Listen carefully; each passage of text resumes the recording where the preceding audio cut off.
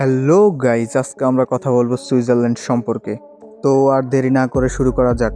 মানচিত্রের ছোট একটা দেশ সুইজারল্যান্ড, কিন্তু রহস্যে ভরা এক বিশাল জগৎ হচ্ছে সুইজারল্যান্ড। এখানে পাহাড় শুধু উঁচু না, এখানে সময়ের সাক্ষী। আর সেই নীরবতা তাকে করেছে বেশি শক্তিশালী। সুইজারল্যান্ডের ব্যাংক মানে টাকা না, এটা হচ্ছে বিশ্বাসের কারখানা।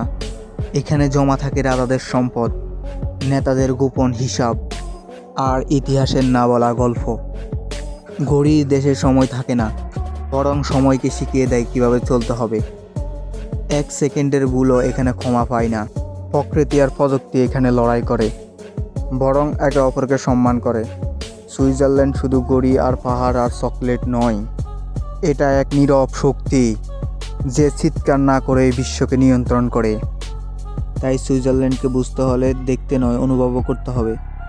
কারণ কিছু রহস্য শব্দে নয়, নীরবতাই অনেক সুন্দর। যদি ভিডিওটা অনেক ভালো লাগে তাহলে লাইক সাবস্ক্রাইব করে দিবেন। আজকে এই পর্যন্ত, আগামী ভিডিওতে দেখা হবে। আল্লাহ হাফেজ।